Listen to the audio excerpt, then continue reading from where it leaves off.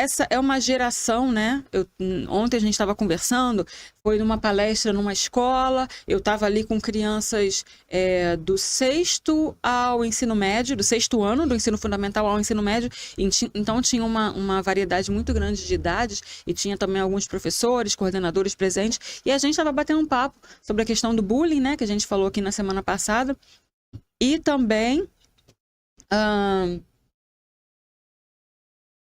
sobre essa questão das crianças estarem muito frágeis e muito influenciáveis, né? A gente pensa um pouco para trás, nas gerações para trás, a minha geração, algumas gerações, né, do pessoal que está aí com 40, 20 anos, eles não eram tão influenciáveis, sensíveis ao que vinha de externo.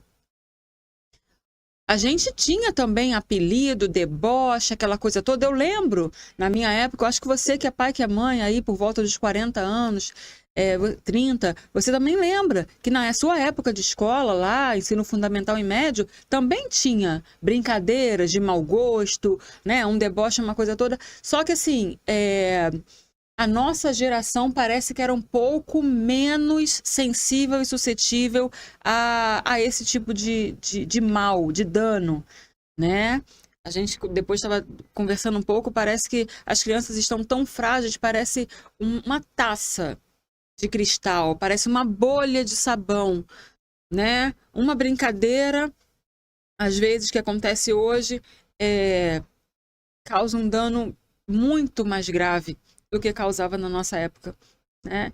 Então, assim, até uma professora perguntou quando que começou essa diferenciação, qual foi esse marco, né? A gente teve há pouco tempo a pandemia, mas antes da pandemia a gente já estava com esse crescente de bullying e tudo mais. E assim, eu acho que a internet trouxe muito disso. Por quê? Por conta dessa questão das crianças estarem muito isoladas. Ao mesmo tempo, elas estão isoladas dentro do quarto, mas ao mesmo tempo elas estão sozinhas fisicamente. Mas ali, no aparelhinho do celular, ou no tablet, ou no computador, no laptop, dentro do quarto, elas estão em contato com o mundo inteiro.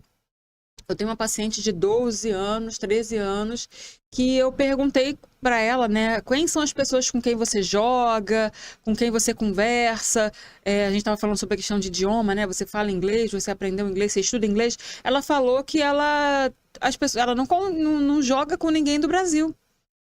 Ela tem colegas da Rússia, de outros países. Então, assim, ela não vou lembrar agora os países que ela falou, Alemanha, mas assim, do mundo inteiro. E ela tá ali, dentro do quarto dela, numa cidade pequenininha aqui do Brasil, do estado do Rio de Janeiro. E ela tá em contato com esse pessoal todo, e ela tá, inclusive, aprendendo inglês dessa forma. No jogo, porque ela precisa se comunicar com pessoas que não falam português, que não são aqui do Brasil. Então, assim, é uma bolha que ela tá ali dentro do quarto, mas ao mesmo tempo ela tá em contato com um monte de gente, e a gente não sabe quem são essas pessoas, né? Então, assim, esse desafio do desodorante, ele veio, é uma novidade, né? Que está atingindo as crianças, assim como outros que vieram, e aí eu estava falando isso ontem, não vai ser o último, daqui a pouco vai aparecer outro, a gente não sabe quanto tempo vai demorar para aparecer outro, mas vai vir outro, e a gente precisa estar antenado, informado, para poder saber o que fazer. Para poder, eu falei ontem sobre uma blindagem, para poder blindar nossas crianças contra isso. Para que elas não sejam atingidas por esse tipo de situação. Para que, embora elas ainda não tenham maturidade para poder discernir, julgar esse tipo de risco, mas elas pelo menos tenham uma dúvida. Sabe, quando a gente fica com uma pulguinha atrás da orelha em relação a alguma coisa, para que elas tenham isso para poder questionar aquilo ali antes de aderir ao desafio e se pôr em risco dessa forma. Então, assim, a questão do desafio do desodorante, muitas vezes a criança faz porque ela precisa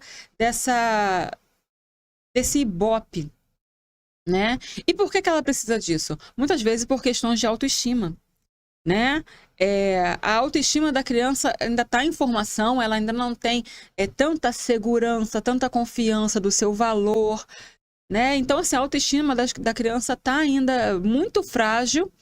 E aí, quando ela pensa que ela pode aumentar o número de visualizações, aumentar o seu nível de popularidade entre os seus pares, né, coleguinhas ali da sua idade, e aí ela quer fazer, porque é uma forma de validar a sua importância, o seu valor, entende? Então, assim, isso é uma questão, a autoestima da criança, né?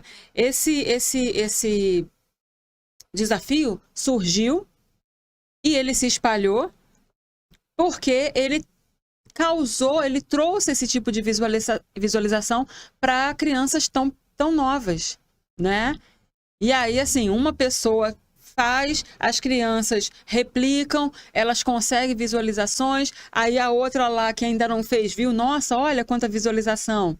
E aí, deixa eu fazer também. E aí isso vai virando uma onda. Entende? Se a criança não tem essa supervisão, é um risco que entra dentro de casa, e aí às vezes, e como aconteceu com essa menina, dentro de casa, na sala de casa, no sofá. Né?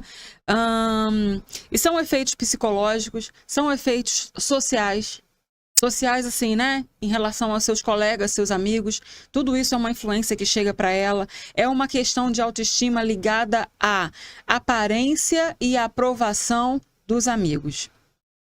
Cada curtida, cada like, cada visualização é um sinal, ela recebe isso como um significado de estou tendo aprovação, estou sendo aprovada. E a autoestima acaba se elevando por conta disso, né? E aí, assim, são pressões que a criança às vezes sofre para fazer um desafio que ela não sabe lidar. Ela não sabe lidar, ela não sabe rejeitar, ela não sabe botar na balança uma pressão que ela está recebendo e não, isso aqui é perigoso, não posso fazer, não vai fazer mal para mim, não quero. É essa maturidade que a criança ainda não tem e é por isso que ela vai. Sem avaliar riscos, porque ela não tem condição de avaliar riscos ainda. Isso é uma coisa crescente, né?